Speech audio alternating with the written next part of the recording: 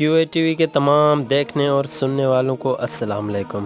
معزز سامعین، آج ہم بات کرتے ہیں ہنزا کا قلعہ، اور آج ہم 3 قلعوں کی بات کریں گے۔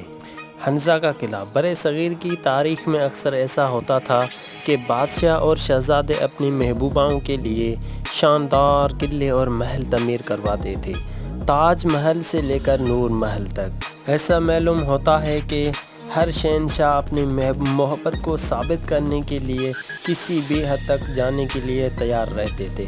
دوستو، آج ہم پہلے بات کرتے ہیں تاج محل۔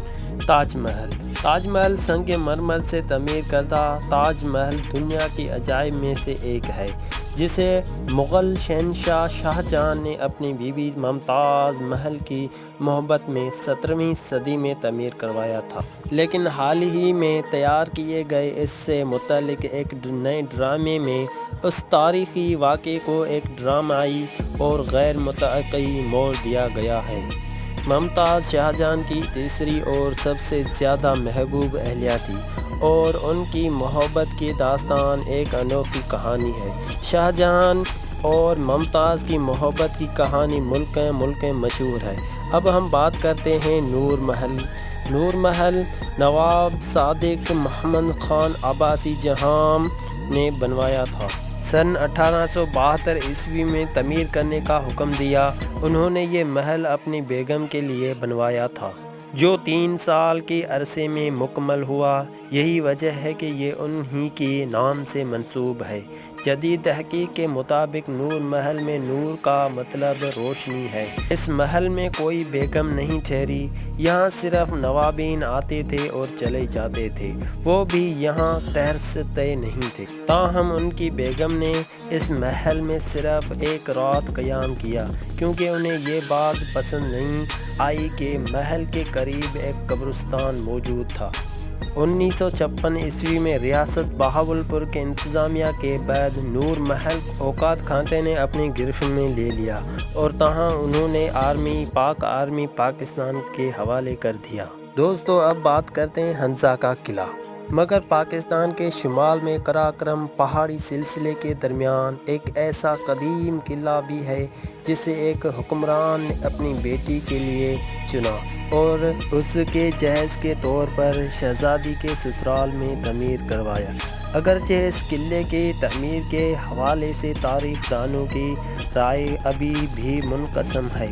یہ بات طے ہے کہ جب ہنزا کے حکمران یاشو خاندان کے چوتھے ولی عہد شہزادے یاشو خان ثانی کی شادی بلستان کے حکمران راجہ ابدال کی بیٹی شاہ خاتون سے ہوئی تھی، تو شہزادی کی رہائش کے لیے اسی قلعے کا انتخاب کیا گیا۔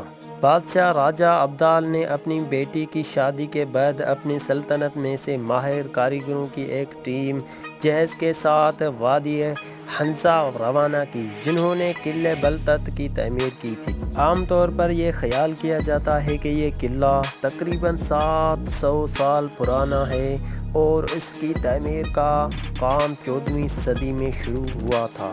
تاہم حالیہ برسوں میں ہونے والی کاربن ڈیٹنگ تحقیق سے ظاہر ہوتا ہے کہ اس سے پہلے بھی اس مقام پر کوئی قلعہ موجود تھا۔ قلعہ بلتت میں بھی باقاعدہ طور پر تبتی طرز تعمیر کی جھلک نظر آتی ہے۔ اس قلعے میں کل 62 دروازے اور 53 کمرے ہیں۔ اس قلعے کی تعمیر میں پتھر کے علاوہ دیوار کو مزید مضبوط بنانے کے لیے قیمتی لکڑی کا روایتی کام کیا گیا ہے۔ بڑی بڑی کھڑکیاں، دریچے، برآمدوں کے ستون اور گیلریاں جن پر ابھری ہوئی لکڑی کے نقش و نگار ماہروں کی فن کا کمال نمونہ پیش کرتی ہیں۔ پہلی منزل چاروں اطراف سے کھلی ہوئی ہے، جبکہ دوسری منزل میں مہمان خانہ اور شاہی دربار موجود ہے، جہاں ہنزا کے حکمران کئی سالوں تک امور مملکت انجام دیتے رہے تھے۔ یہاں وہ مقام اب بھی محفوظ رکھا گیا ہے جہاں حکمران دربار لگاتے تھے، اور اس جگہ پر سیاحوں کو بیٹھنے کی اجازت ہرگز نہیں ہے۔ نچلی منزل بنیادی طور پر گوداموں اور ایسے کمروں پر مشتمل ہے جہاں پر کھانے پینے کی اشیاء ذخیرہ کی جاتی تھی۔ 1990 کی دہائی میں اسے حنزہ کے میر خاندان کی جانب سے آغا ٹرسٹ کے حوالے کر دیا گیا ہے، جنہوں نے اسے بحال کر کے ایک میوزیم کی شکل دے دی گئی ہے۔ 2004 میں یونیسکو کے عالمی ورثے 22 نے اپنی فہرست میں بھی شامل کر دیا گیا ہے۔ چینل کو سبسکرائب نہیں کیا ہے تو جلدی سے سبسکرائب کر دیں تاکہ ہماری نئی سے نئی ویڈیو آپ تک پہنچ سکے۔ خدا حافظ۔